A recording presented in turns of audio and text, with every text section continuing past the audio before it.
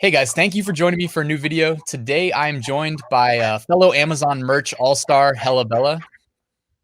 Hey, thanks for having me. Yeah, thank you for joining me. So Amazon, or not Amazon, the YouTube algorithm put some of your content in front of me, and I am happy that I clicked the videos and watched some of your stuff. And specifically, I was hoping to ask you about this $1,000 profit day that you had recently. Yeah, so that video was really a surprise to me that I got to make it. I went on to my merch account the day after my birthday. So I had gone and hung out with my family on my birthday. Didn't check my account all day, which is very rare for me. I usually check it like obsessively. So I got on to check my account and I saw like 1134 or something like that. And I was like, is this what's happening here? Because I saw my normal line and then it went up and I was like, oh my gosh, I made like over $1,000 yesterday on my birthday. It was so weird because I was like, why would that, what's happening? And then I was like, oh yeah, you uploaded that new shirt like a couple of days ago and it had time to rank and it had time to, I guess, kind of get pushed up. And, you know, after all of that happened, I was like, wow, I should do this more often. Like that was crazy, $1,000 in a day. Yeah, that's seriously impressive. Can I ask about, was it a trend that you were early to and kind of people caught up to it and you were like super early? But when I say people, I mean like the customer base. So I found the idea on another platform. I think it was like one of those websites that just doesn't have a lot of people coming to it, but I kind of knew about it because it's kind of like a girly website. And I went to that and I was like, I like that phrase. And I went to Amazon and I typed in the phrase and there's nothing.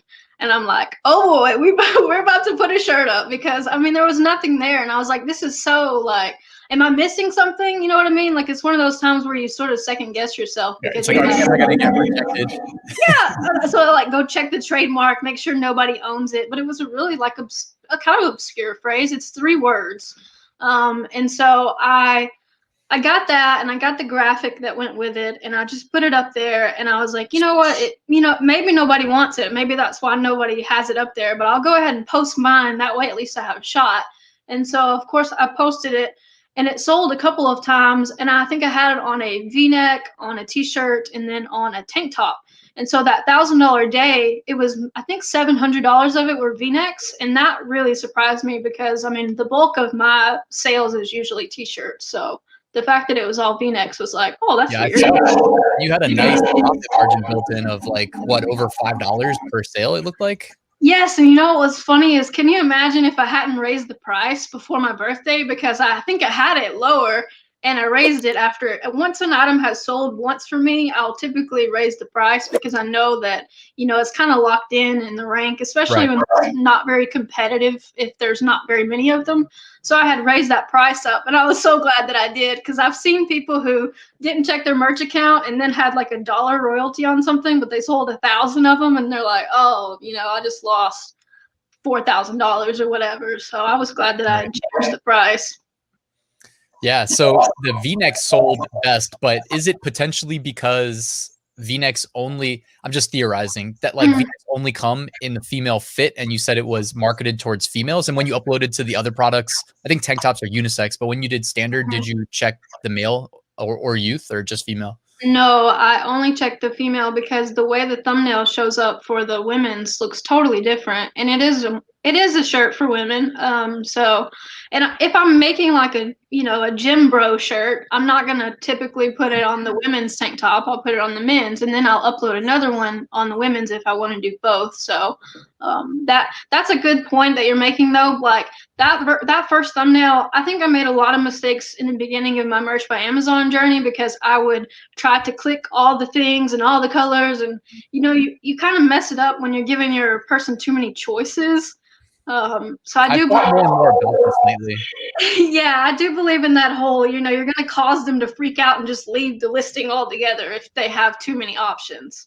Yeah, so how many options do you normally give? When I saw your report, it looked like you were primarily, it was like one fit type, one color, at least on the big. Yeah, that's on my best sellers, it's only one color because I don't want that shirt to look like any of the other shirts that pops up. Say there's a design and there's 20 results on the first page and my design is in navy and all the other designs are in black. Like, your eyes go towards the colors usually. And then of course you've got that one person who's like, well, I want a navy shirt. All these other shirts are black, so I want the one that's in navy. So I kind of like to have whatever color that I think looks best. I'll make one listing for that, and then I can upload 5 different ones. I mean, there's plenty of slots, so like, that's kind of how I see it. And I think a mistake I made in the past was trying to put too many colors on the listing and then not having them not sell at all, because we can't control what color pops up.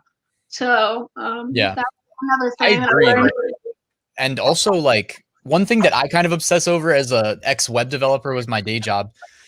Even though I didn't like obsess too much about analytics, but like part of the internet and like, these web browsers that run JavaScript, and like you can basically track on the client side like every interaction that somebody has with a web page, as long as they have JavaScript enabled, which everybody does. So it's like you can see, and I'm sure, like, I don't have access to these metrics, but I'm so sure that like more choice will reduce, like the same thing, more choice, more clicks, that's only going to reduce your conversion rate. So I've really been like a lot lately, if I hit a trend, and I've been like on my girlfriend's account too, she's in tier 25, but like I've been doing uploads on her account. Well, I've been doing with her. Don't ban me, Amazon merch. I swear she's been doing it.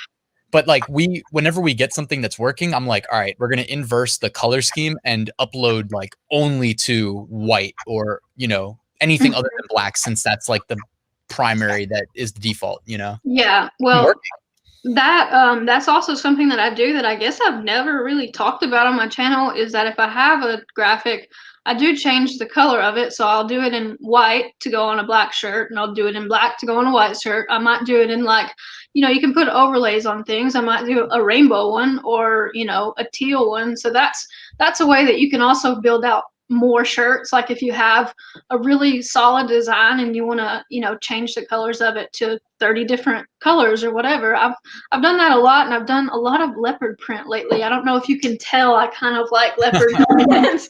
It reminds me of Carol Baskin. Don't take that the wrong way.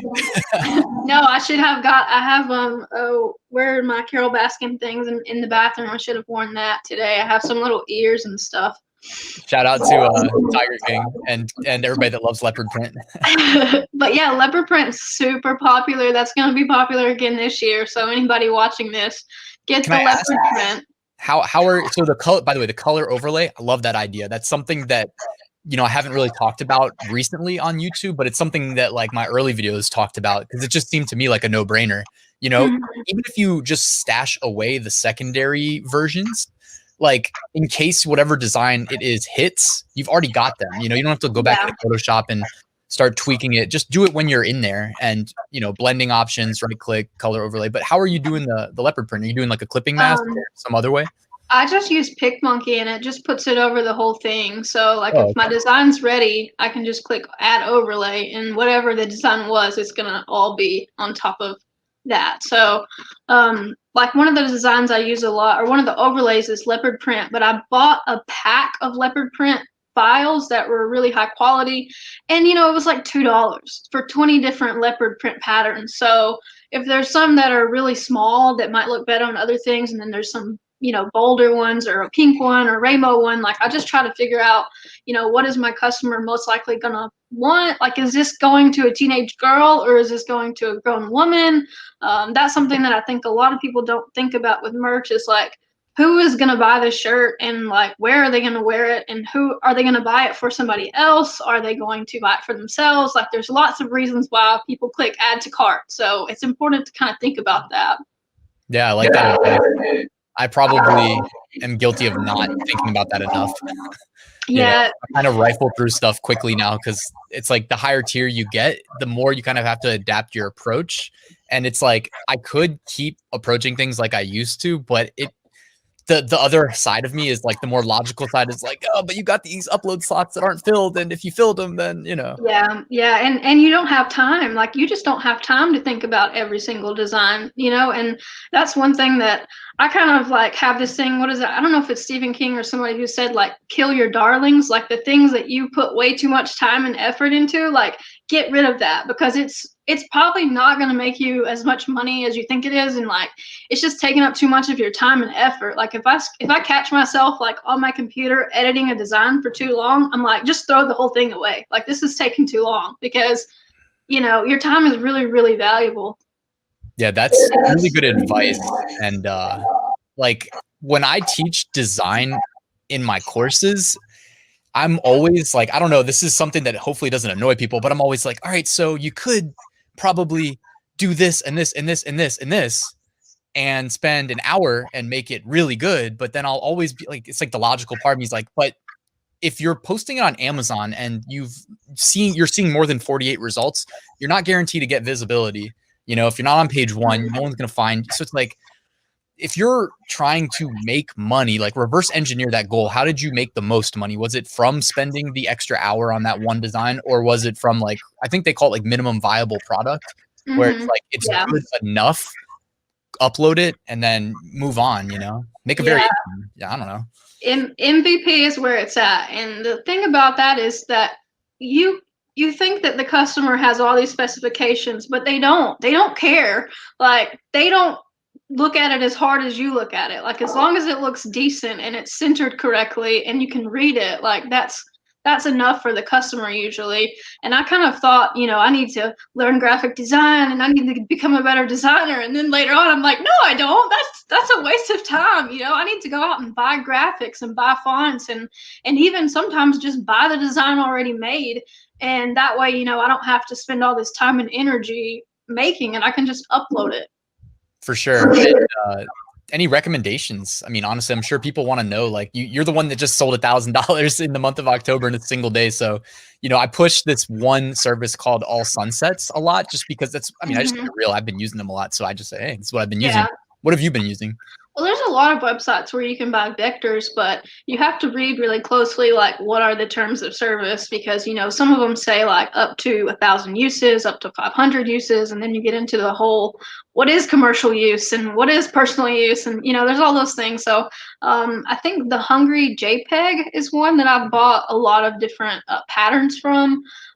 That one's pretty solid and they're really cheap. That was the one that I dipped my toes in with, and I kind of realized like, okay, say I'm making, I think at the height of like last year, my best months were like 500 or 700 or whatever, and I was like, I can afford to spend $50 on graphics and fonts. Like I'm kind of being stupid about this. So I went last year and started buying more things, and I'm like, okay, if I have this and nobody else has this to use, then they can't copy me. I mean, they can try, but it's going to be a lot more difficult for them to copy some of those fonts and those graphics. So going to a website like the Hungry JPEG, that one was one that helped me kind of figure it out.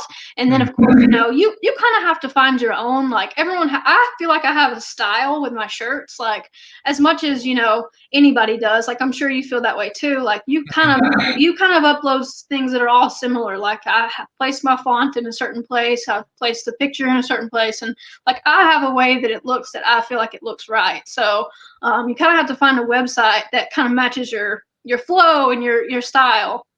Yeah, I like that advice. And me personally, like I'm kind of like a shill. Like I'll just go look at the market and I'll do market research about like people ask me questions and I'm just like, I feel weird like giving my personal opinion. So if I ever do, I'm like, well, personal opinion, but otherwise I'll just say like, go look at the brand Leak, LIQUE, and it's like they're probably the most successful brand. And rather than me give you my thoughts, just like study the people that we know are making millions on merch, and look at how they design, look at how they do keywords, etc.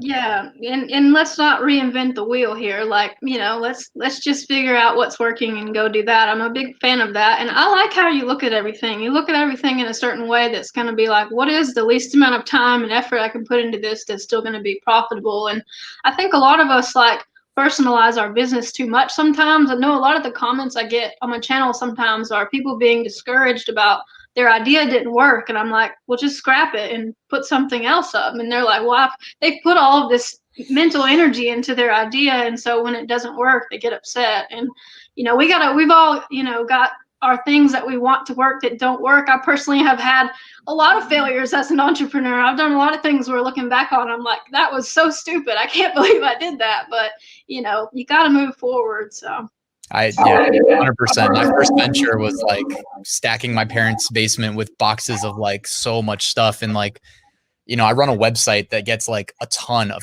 like hundreds of thousands per month. And I was like, I'm just going to sell this complimentary product. Dude, I couldn't sell it. I could not sell it. And it was like when I sold it, we had to like put it all together in a box and take it to the post. I didn't know what the heck I was doing. I lost money on the order and I was just like, this isn't it. Like, Yeah.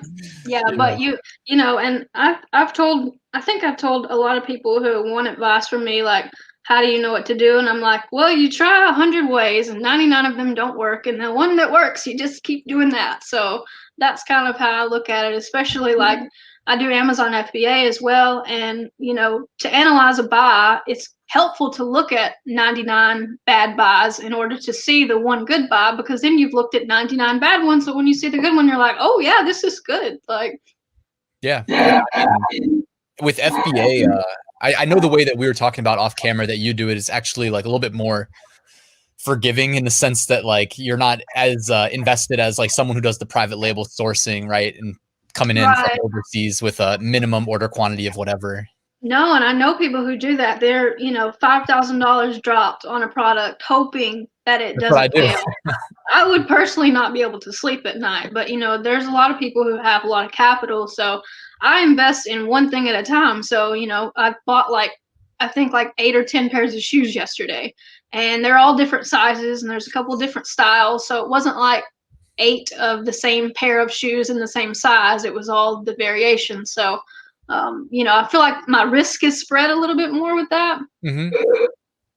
Yeah, I like that. And to anybody that's watching that has not heard of your channel, which I think was up to like what 6,000, 7,000 subscribers. Yeah, I just hit 6K. Hopefully, no one unsubscribes as a result of you saying that. I No, always see that congrats. happen, but yeah, I'm very thankful for it. I've made a lot of videos about random things, but mostly people come to my channel for merch information and Amazon FBA. So I was going to ask, are you talking FBA? Because I'm sure people are interested in that as well. I know yeah, know you're talking merch, so I'm going to send you some subscribers. Hopefully, if you guys want to check out Bella's channel, link in the description. But what else can they look forward to? I do talk about FBA. I talk about where I source. I do mostly retail arbitrage. So sometimes I take people with me to the stores, and I walk them through and kind of tell them what I picked out and tell them what the profit is and what they can expect to pay for something. Because, you know, as important as it is to make a profit, like if something is costing you 40 and you're making $10 profit, that's just not going to fly for me.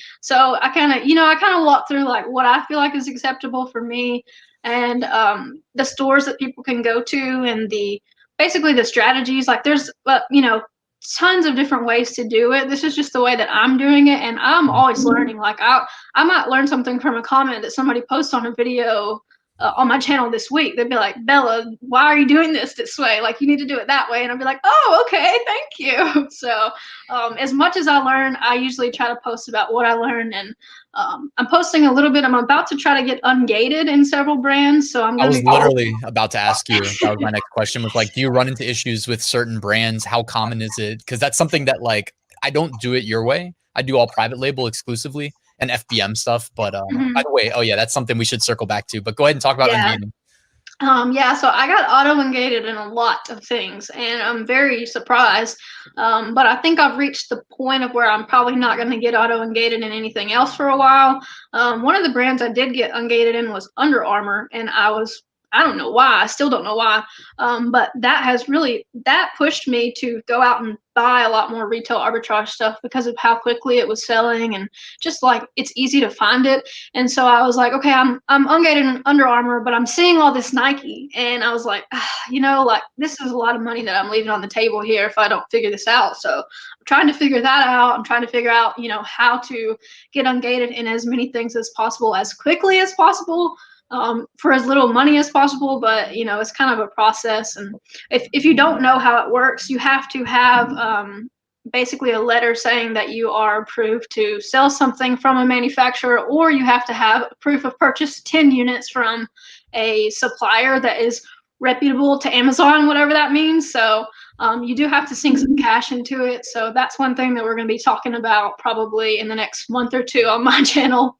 I like that. And that's also a you know, I mean, considering the alternative, if you're going to do like wholesale or private label, I mean, even if you're sinking, like you said, a little bit of cash, like relative to the other options, unless you're doing like exclusively FBM print on demand, like then that's probably one of the easiest ways to learn some of the ropes of selling on Amazon, selling on the world's #1 e-commerce marketplace. So yeah, and I don't, you know, I don't want to make this video all about FBA, but my FBA started with books, and now I've sort of graduated to retail arbitrage, just like I feel like you can graduate to wholesale or graduate to private label. So, you know, if you don't want to do one, you can always do the other. So I just kind of look at it like that. Like I might not even be doing this next year. I don't know. yeah, and you're not overly invested when you're not dropping thousands on private label imports. So yeah, but let me circle back also just to, we can kind of wrap on this, but you know, when you sold 1,000 plus, which I mean, what was your revenues? Probably your revenues probably like up there. You probably made like 7,500 in sales. Yeah, I don't even look at it because I don't want to know, like, because if I see that, I'll be like, oh, but they only gave me 1,000, you know. But the revenue was probably way high. I need to check my revenue for the year. I brought notes because I'm type A. This year has been my best year on Merch by Amazon, and I've made for October, the best month was 4,424, and October's not even over. Yeah, that's crazy. So that's my best so far, and then I think I'm over 10,000 for this year, where last year I was only at 5,700, which last year I was doing real estate, so I didn't even look at it, and it still made $5,700. So but yeah, that to me is like, that's a really good side hustle considering the fact that I haven't been primarily focused on that this year. You know, over here doing the math, and just so people know, because I think this is one of the easiest things to lose sight of, and I don't like to get preachy, but like seriously, $5,700, everybody that heard that, they perked up because you talked about how easy it was. That per day, and this is how my brain works to trick myself into pursuing it. Like, I mean, now I'm like deep enough in the game. I'm like 4 years almost, but like when I was starting off, like 5,700 divided by 365 is $15.61 per day. That's not sexy, but like 5,700 is, and they're the same thing. So like frame it. If you're struggling to do the day to day, like anybody listening, like just frame it the right way. Like if you see $3 come in as a sale and that's all you made in a day, well, 3 times 365. Oh, okay. That's $1,095. That's still good. Like that's a great way of looking at it. And that's how I look at all of my income streams, because I say, okay, what's something that can make me $100 a day, or what's something that can make me $25 a day? And let me build this, and then I'll leave it alone, and that's something that will keep coming in. And that's what passive income is. I mean, it's something that you build, but you don't necessarily have to continually work on. You know, you might put in 6 hours on one day and then not look at it again for a couple weeks. So I think, you know, looking at it like that is a great way to look at it. And like you said, it's not really sexy, but that's how you build an income that's sustainable, not $100,000 coming from one source, but maybe $20,000 coming from 5 sources. That way, if one of them gets knocked out, then, you know, you still have those other sources. And I 100% co-sign with that. And speaking of, you know, let's just piggyback, 'cause I wanted to circle around to, you mentioned you weren't selling on Etsy, and you just talked about if one gets knocked out, one of your income sources. So like I was crushing Etsy, and part of, I guess, just Etsy, just they kind of suck as a company, honestly.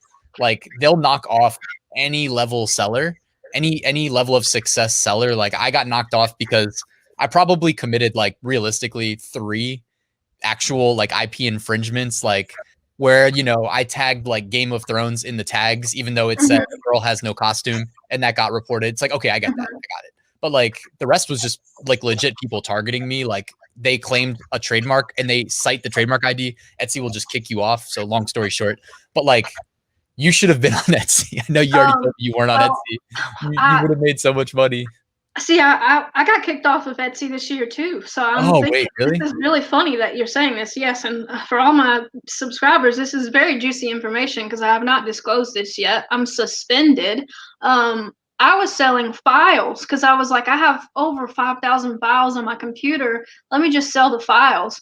And I think I have this written down as well. $3,300 profit in files. I started it in January, and I think my best month was like $800 profit. Files, nothing except for the digital download.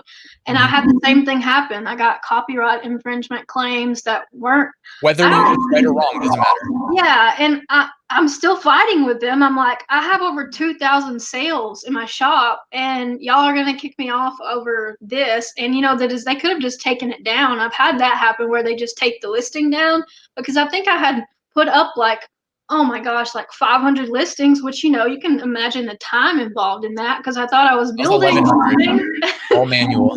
Yes, and I'm like, ugh. So Etsy, yeah, Etsy has some frustrating policies. They really do, because if you go on there now, you'll see Disney, you'll see Game of Thrones, like everything. You probably could have doubled that 1,000 and probably made an additional like 1,500 to 2,000 with better margins on Etsy selling those shirts, you know?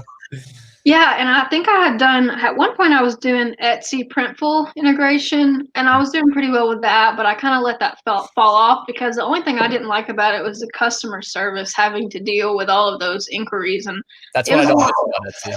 Yeah, it was a little bit much for me, and I'm kind of lazy, but like Amazon spoiled me to the point of where I don't even want to talk to a customer. I don't want to look at a customer. I don't want to think about a customer unless I'm thinking about something that I can sell them.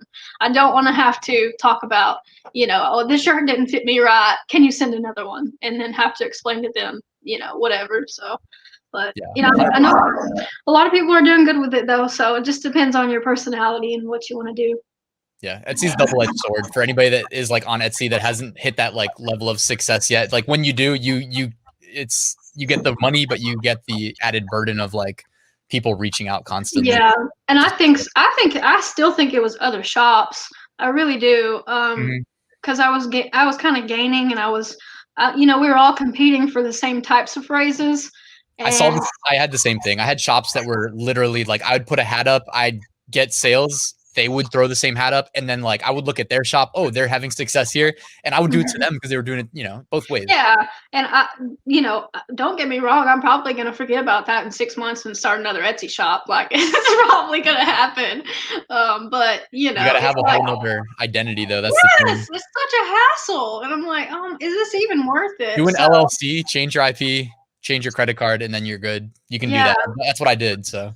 Well, let's talk about how I've been leaving money on the table, because we talked about this earlier. You said I need to cross post to different platforms. I was thinking Etsy was like the second one. So, I mean, after that, it's like, you know, the Amazon FBM, like you probably could have thrown it up on like a coffee mug and like a shot glass or even like a pillow. You know, there's a bunch of random stuff, but like that wouldn't have been as much as like if you had just thrown it up on a t-shirt on Etsy, because most customers probably, it's probably 50-50. Like they either go straight to Amazon or they go to Google.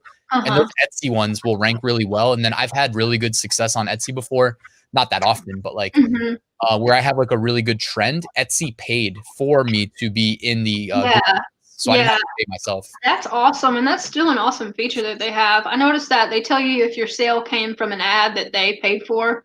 And I had one that was doing really well, and the profit on it was like $8.90 or something like that. And when you compare that to merch royalties, it's like that's a lot higher. That's almost double what some of mine are. So you know, it was a good platform for a while, but then you know things happen. So what's your other favorite pod sites? Like which ones do you preach? Yeah, I mean, I think like after that, Amazon FBM through Printful / Gearbubble / whoever. I think those are like the big two that people use based on my knowledge, and then probably like Redbubble, and then followed by TeePublic in my experience. Is Redbubble? I know you posted the video. Were the masks on Redbubble? I just saw that, but I forgot which one they were from. Yeah, Redbubble gets really like nice preferential treatment in Google search results. They also spend a lot, so I don't know if it's like complimentary. Like, hey, you spend a lot on ads, so we'll give you better organic placement as well. Yeah. But they don't ever charge you for ads. They just constantly run like retargeting, Google Shopping, Google search result ads. Yeah. And they rank well organically. So that place is like. I think you've pushed me to make masks now, because I don't have anything like that, and I have so many designs already. Like at this point, I think my time is better spent posting my successful designs elsewhere. if you're not on Redbubble, like I had the same thing happen where someone was just like, dude, like it's time you get on Redbubble. And I was like, all right, I'm gonna listen to you. And nowadays you can get up, like you can get your designs up super easy because they have this clone function where you can upload a design, manually place it so it looks good on like the 70 product types that they offer. And you just go through it manually that one time.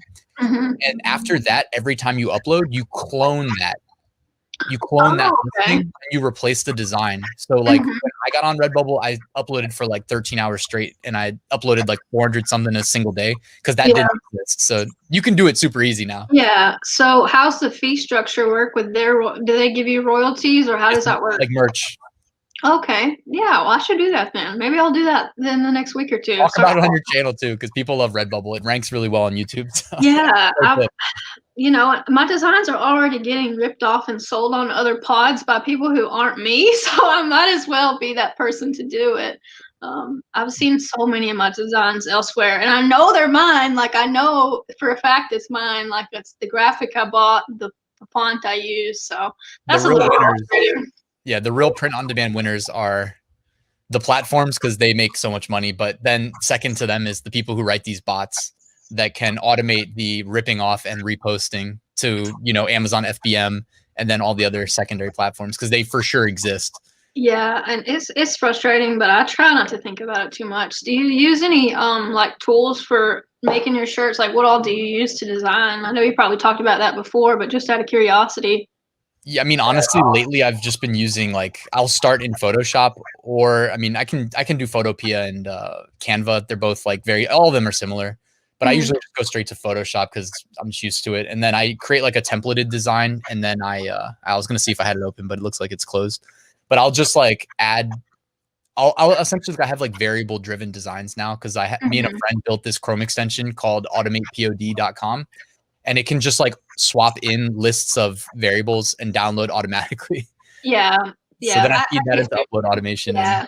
And making one design and then changing one little thing on it is so much more efficient than making, you know, 100 designs. Like just don't put too much time and effort into it. Like you have, how many slots now do you have? 100K. So I've got 35K left. When did you tear up? It was like last month, I think, maybe, or the month before. I think it was August. Yeah. What did you tear up from?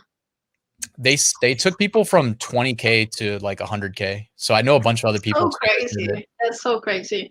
I'm at 8K, so I don't have that pressure. I don't know how much changes though, because like for sure they don't show all my listings. You know what I mean? Like if I really wanted to hit big numbers, I would need to like target the same trends. But like I say, like I'll do the YouTube videos saying like, here are the big trends. And then on my girlfriend's account, like I'm like targeting those trends because she's in low tiers. But like on my account, I'm just evergreens pretty much exclusively, just trying to build a recurring base. Yeah, that's with my $1,000 day. My shirt was an evergreen shirt. It's not a holiday shirt. I figured a lot of people would think it was a holiday shirt because it's not. You know, Halloween and Thanksgiving, Christmas are coming up, and it's a good idea to make holiday shirts, but they're, you know, there's a limitation where they're not going to continue. Like some of my evergreens have been up for 3 years. Like something that I made once 3 years ago is still making me money today. So that's passive income to me. Like that's cool that you can look back on something, and I can even think like, oh man, I was sitting down at my computer for a couple of hours that morning, make the design, throw it up, and then it becomes like a bestseller forever. Like that's crazy. Like I was preparing for a video last week and I was looking at my like first tier 10 like first sale design, and the issue I'm having is I can't change the price on them. I don't know why. Like I'm trying to go in and reset it to like the base price so that maybe they can get recycled because they're like not generating sales even though they should be. And I know a lot of them have been ripped off. Like I brought a niche to Amazon, similar story. And that's how I got out of tier 10. Nobody was selling it, and then I was selling it. And now when I look, there's like 50 results. You know? Yeah. And do you what do you do with your expiring ones? Do you go and re-upload everything again? I mean, I was doing that for the last 2 years. I'm not doing it now because I worry too much about rejections, truly. Yeah, they've gotten more stringent on that. I noticed a lot. I was going through, I have like a couple hundred expiring in the next month or two. I guess I got really gung-ho about it and did a bunch of like October and November, December designs last year, and some of them are expiring, and I'm looking at them and I'm like, this would not pass the trademark thing anymore. Like, I do Yeah. not need to post this. So apparently, you know, they've gotten a lot more stringent on that. Intentionally or unintentionally, right? Yeah, and I'm sure it's costing them money to be more strict on things.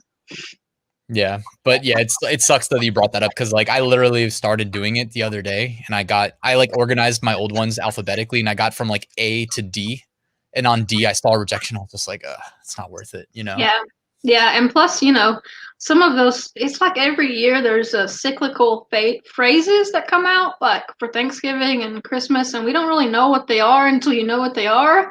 I notice that every year. I usually go on Etsy and look at what the stay-at-home moms post, and then I just upload that. Like, Etsy's a gold mine for research.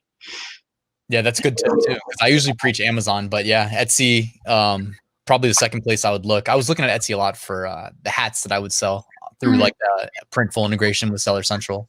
Yeah. Are you having on merch? Are you having good luck with things besides shirts? Right now I am actually, and this is what's weird is because when I got tiered up to 100K, I made a video and I was like, guys, like I'm gonna do this not just for me, but for everybody that watches my channel. I'm like, I'm gonna upload 100,000 unique standard shirts because standard shirts sell the best. And in a world where everything's equal and well, not equal, I guess, but like if I upload 100,000 and they all actually get cycled through search results, which isn't happening right now, like I felt like I would just absolutely crush. And instead, what I realized is like a lot of them are getting suppressed, which led me to, in case it's based on product type, which I don't know, but I started uploading to the other product types more, and I'm seeing like more long sleeve shirts sell than hoodies right now, but like probably hoodies secondary. How about you? Yeah, hoodies are doing well for me right now. And you know, you can talk about the pricing strategies of those, but hoodies are a great royalty. Like if you price them correctly, like I have some hoodies that make $7.14, I think, per sale, which is that like priced at $39.99 or? I think close to it, or no, it's 35. Okay. They used to be, I think, like suggested cost was, if you remember 40. that, like it was like $40, and then they reduced the base cost. I think I don't normally go over 35 if I can help. I usually do 34.95 because you know you don't want it to look like 35. Right. But I see good royalties with that, and the long sleeve shirts are a good royalty as well. Because I mean, in the customer's mind, a long sleeve is worth more than a short sleeve. Yeah, and my recent like bestseller, it sells like a bunch every day, but it's like I literally took a trending design that like you would find on like my top 5 niches, and I just put it on like the other shirt types. And it's like that one, 44 of them on long sleeves, you know, and then I'm looking at like V-neck 10 sales. So sometimes it's like you can just go look at what's working and say, all right, I'm going to throw it up on a V-neck and throw it up on a long sleeve, and then maybe even like switch the color, you know, sell it on only the neon blue or whatever it is, you know, that weird blue on long sleeve or that's a really bright blue, but that blue goes along with a lot of sports teams if you think about that, but you can't really say it's that sports team, but you can put like generic Wildcats on something, and you can put, you know, I did some of that the other like a week ago or so, and they all hit manual review, and I got scared, but they got through. Really? Yeah. Well, don't listen to me then. You might get flagged. But well, I was just saying it worked. But like I did do that. I know what you're talking about, where it was like what people in a certain state call themselves, and then it also coincides with like a sports team at a college level, and it's like, oh crap, you know, Wildcat would get flagged, but Wildcats, Well, you know, well, you don't have to do Wildcats, but think about that kind of stuff. You know, there's phrases in every single state and every town. I mean, I don't know if you can tell I have a really thick Southern accent. So, I mean, there's a lot of things that I probably say and that people around me say that, you know, a New Yorker is not going to say, but somebody in Alabama might buy that shirt because I think, what is it? Bless your heart. I'm pretty sure that's trademarked now. You know, so, but I mean, things like that are just really specific. And that's one thing that I don't think I paid enough attention to was like, you know, things that nobody else knows, like just through your own weird world experience that you've had, like, you know, things that nobody else really knows about except for like a small subset of people. So just make things for those people. Like, yeah, you might not get rich doing it, but you get some early sales. And what's cool is like the print on demand landscape is evolving. Part of like us being on YouTube is like, I'm sure you'll start getting people reaching out to you too, is like, when there's these new tools in development, for instance, like one that I'm looking into right now as a beta tester it's Amazon like FBM automation, you know, where instead of me like uploading, I used to sit here all day uploading the hats from Printful, and now I'm using a different automation tool called POD Turbo. But then there's another one that does basically the same thing, except like if there was if you made like a CSV file of just like good quotes, like sentences, related to like the South, you know, or whatever, you know, and you could just like pop it into this software and it'll generate a bunch of variations automatically for you with like font or color or whatever, and then it'll push them to Amazon, you know, Seller Central for you, and they'll just sit there forever, you know, and they never fall off. So that's cool. Yeah, I was thinking about the bottlenecks in my businesses, and merch is time. I mean, what else is there? There's nothing else. Like, think of anything you can think of. It's not capital, because it's not a capital intensive business, and it's not really ideas because we have the internet. It's your time. Like, it's how many things you can upload as quickly as possible, and then the research involved. So that's a great point. Cool. All right. Hey, well, why don't we wrap here? We got 40 minutes in, and I think this was like very insightful. I think hopefully everybody listening learned a lot. And if you guys have any questions for Hella Bella, number one, like definitely show her some love on her channel, subscribe. You can drop a comment on this video. I think we're going to upload it, or you're going to upload it to your video as well, or your channel as well, potentially. Awesome. Yeah, I'll upload it, and, you know, come over and see me. Cool. Yeah. Amazon merch, Amazon FBA, anything else? Well, a little of everything. I had an Airbnb for a while, so I'll talk a little bit about that, a little bit about real estate, FBA, FBM. Lately, I've been doing a lot of merchant fulfilling too. So there's a little bit of everything for everyone. So you guys can come check it out. I thank you for having me, by the way. I'm really excited to be here. And, you know, this has been insightful for me. I'm always learning something. So this has been a good conversation to have. Yeah, likewise. I learned from you as well. So anyways, thank you for being here, guys. Thanks for watching. And yeah, we'll see you soon. All right. Take care.